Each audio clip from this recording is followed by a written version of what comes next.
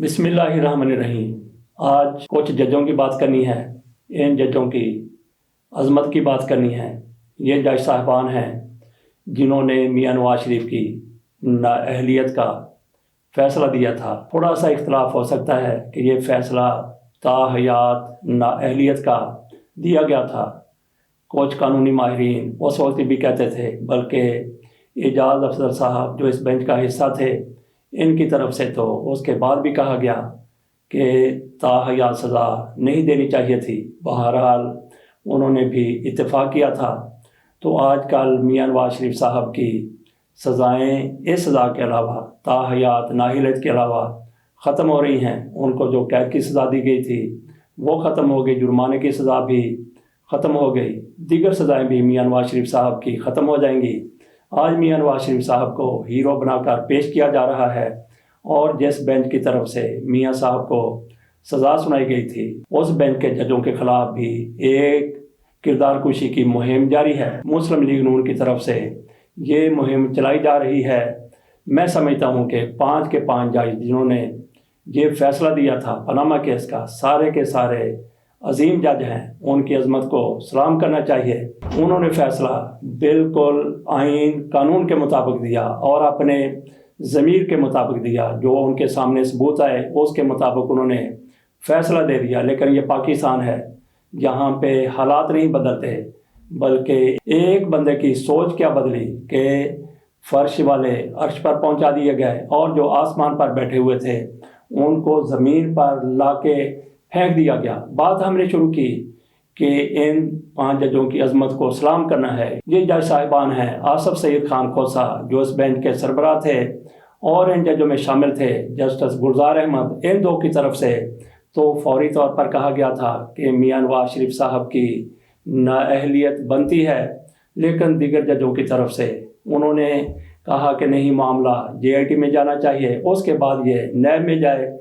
तो तीसरे जज साहब थे एजाज अफजल, चौथे जज थे एजाजुल हसन और 5वें जज थे अजमत सईद। एजाजुल हसन साहब के अलावा सारे के सारे जज साहिबान रिटायर हो चुके हैं। उनकी रिटायरमेंट और इनकी मुलाजमत में मौजूदगी के बावजूद इनका भी नाम जलसों में दिया जाता है।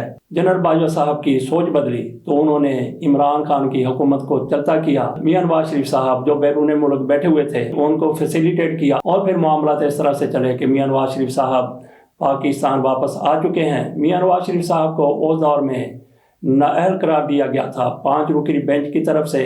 ये मुतफिका फैसला था 5 के 5 जजों का, लेकिन पहले 2 जजों की तरफ से फौरी तौर पर मियां नवाज शरीफ साहब की नाअहलियत बनती थी, ये कहा गया था। लेकिन 3 जजों की तरफ से ये कहा गया कि मामला JIT में जाएगा। मामला JIT में गया और उसके बाद फिर ये मामला नैब में गया। नैब की तरफ से मियां नवाज शरीफ साहब को सज़ा सुना दी गई। एजाजुल हसन साहब उस कोर्ट के निगरान जज बनाए गए थे। इस पर भी बहुत ज़्यादा एतराज़ है।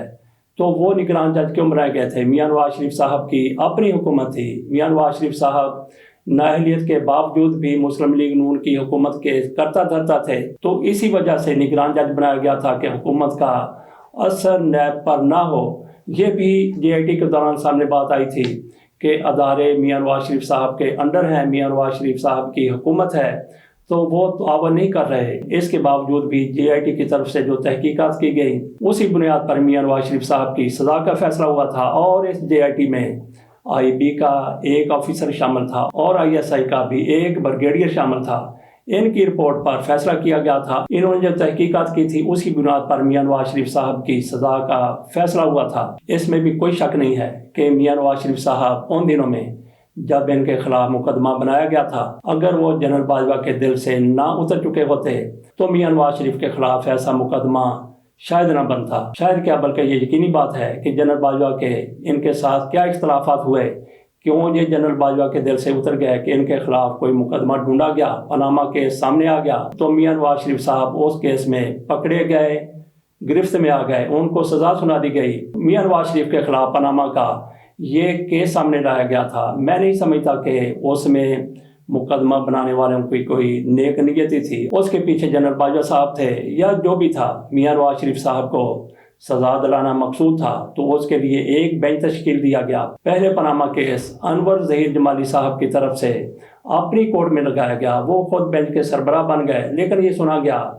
کہ انور ظہیر جمالی صاحب انڈر ہینڈ ڈیل کر کے ایک پاسے ہو گئے۔ اس کے بعد پھر جسٹس ثاقب نثار صاحب پاکستان کے چیف جسٹس بنتے ہیں، ان کی طرف سے بینچ تشکیل دیا گیا جس میں شامل کیے گئے 5 جج صاحبان جن کا ہم تذکرہ کر چکے ہیں۔ ان کے سامنے جو کچھ رکھا گیا، ان کے سامنے جو کچھ لایا گیا، تو ناظرین ہم نے ان کی عظمت کی بات کی ہے، ہم اس پر اب بھی قائم ہیں کہ ان کے سامنے جو کیس لایا گیا اس میں نیک نیتی نہیں تھی، میاں نواز شریف صاحب کو پھنسانا تھا، یہ کیس سامنے لایا گیا، لیکن کیس اتنا زیادہ مضبوط تھا کہ میاں نواز شریف صاحب کو سزا ہو گئی۔ بینچ کے سامنے جو کچھ رکھا گیا، جو شواہد رکھے گئے، جو ثبوت رکھے گئے، ان کی بنیاد پر فیصلہ یہی بنتا تھا جو سنایا گیا میاں نواز شریف صاحب کی نااہلیت۔ ان سے ایون فیلڈ کی منی ٹریل مانگی گئی، میاں نواز شریف صاحب نے پارلیمنٹ کے اندر کھڑے ہو کر کہا جناب یہ ہیں وہ ذرائع، لیکن جب سپریم کورٹ کی طرف سے وہ ذرائع مانگے گئے تو اس موقع پر کہا گیا کہ میاں نواز شریف صاحب کی پارلیمنٹ میں کی گئی تقریر سیاسی تقریر تھی، قطری خط سامنے لایا گیا لیکن وہ بھی واپس ہو گیا۔ بات ہم یہ کر رہے تھے کہ میاں نواز شریف کو کسی طریقے سے پھنسانا تھا، وہ کسی کے دل سے اتر گئے تھے، تو یہ مقدمہ سامنے لایا گیا، لیکن مقدمہ اتنا زیادہ مضبوط تھا، اس میں اتنے زیادہ شواہد تھے، اس میں اتنے زیادہ ثبوت تھے کہ ججوں نے عین اپنے ضمیر کے مطابق، قانون کے مطابق، ضابطوں کے مطابق فیصلہ کیا۔ یہ کیس 8 ماہ چلا، لیکن عمران خان کے خلاف کیسز کا کتنے ہفتوں میں فیصلہ ہو جاتا ہے۔ اس سے بھی اندازہ ہوتا ہے کہ عمران خان جن کے دل سے اترا تھا وہ کس طریقے سے عمران خان کے ساتھ ڈیل کر رہے ہیں۔ اور یہ بھی حقیقت ہے کہ عمران خان کو جب اقتدار سے نکالا گیا، اگر وہ خاموشی سے بیٹھ جاتے تو ان کے خلاف شاید ایک مقدمہ بھی نہ بنتا، لیکن عمران خان کھڑے ہو گئے، ڈٹ کر کھڑے ہو گئے، یا جو بھی آپ کہہ لیں، انہوں نے جھکنے سے، کوئی بھی بات ماننے سے انکار کر دیا۔ تو یہی وجہ ہے کہ آج عمران خان کو اتنے مصائب کا، اتنی مشکلات کا سامنا ہے۔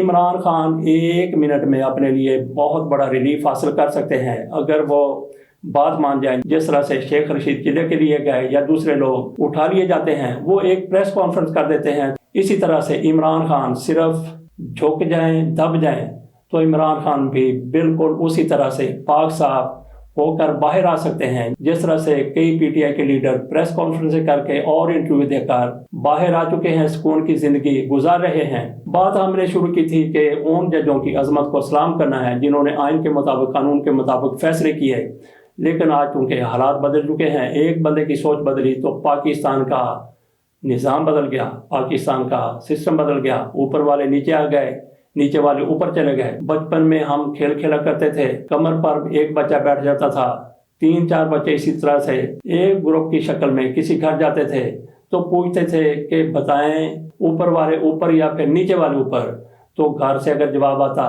کہ اوپر والے اوپر تو وہی بچے پھر اگلے گھر چلے جاتے، اگر جواب آتا کہ نیچے والے اوپر تو پھر نیچے والا بچہ کمر پر بیٹھ جاتا تو اگلے گھر چلے جاتے۔ اسی طرح سے جنرل باجوہ صاحب بڑی طاقت میں تھے، انہوں نے اوپر والوں کو نیچے اور نیچے والوں کو اوپر کر دیا، لیکن اس میں کوئی نیک نیتی نہیں تھی، لیکن مقدمہ اتنا زیادہ مضبوط تھا کہ میاں نواز شریف صاحب کو سزا بنتی تھی۔ آج میاں نواز شریف صاحب طاقت میں ہیں اور کچھ رونت بھی ہے، غرور بھی ہے، تکبر بھی ہے۔ تکبر کا، طاقت کا اپنا ہی ویسے ایک نشہ ہوتا ہے، اسی نشے میں مسلم لیگ نون کی طرف سے ہر اس بندے کی کردار کشی کی جا رہی ہے جو ان کے بارے میں وہ بات نہیں کرتا جو یہ سننا چاہتے ہیں۔ اور ان ججوں کے حوالے سے تو خصوصی طور پر ان لوگوں کی طرف سے ایک مہم چلائی گئی ہے جنہوں نے کسی بھی موقع پر ان کی حمایت میں فیصلہ نہیں کیا تھا، اور پاناما کیس تو بہت بڑا فیصلہ تھا جو میاں نواز شریف صاحب کو عرش سے فرش پر، آسمان سے زمین پر لے آیا تھا، تو اس کو نظر انداز کرنے کے لیے، اس سے صرف نظر کرنے کے لیے کسی طور پر بھی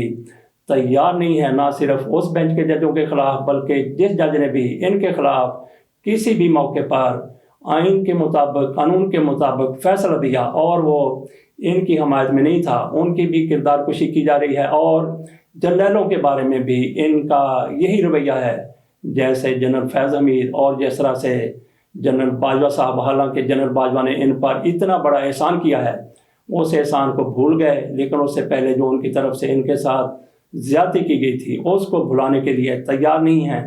جنرل فیض حمید کے خلاف بھی کئی طرح کی باتیں ان لوگوں کی طرف سے کی گئیں کیس بھی بنائے گئے، لیکن جنرل فیض حمید یوں لگتا ہے کہ ان کے ہاتھ آنے والے نہیں ہیں، اور ان کے پاس سب کے بارے میں کچھ نہ کچھ موجود ہے۔ کیا موجود ہے؟ جس طرح کی ویڈیو ان لوگوں کی طرف سے سامنے لا کر دوسروں کو بلیک میل کیا جاتا رہا ہے، ایسا ہی کوئی سنا ہے کہ فیض حمید صاحب کے پاس بھی ہے، لیکن کیا اخلاقی طور پر درست ہے؟ بالکل غلط ہے، بالکل غلط ہے۔ اس کے باوجود بھی اس کی حمایت نہیں کی جا سکتی کہ آپ کے ساتھ اگر کوئی زیادتی کرتا ہے تو آپ بھی اسی طرح کی زیادتی کریں۔ اگر کسی کے پاس ایسی کوئی ویڈیو ہے تو اس پر لعنت بھیج دینی چاہیے، جو دوسروں کو بلیک میل کرنے کے لیے کسی نے بنوائی ہیں یا اپنے پاس رکھی ہوئی ہیں۔ اجازت دیجیے، اللہ حافظ۔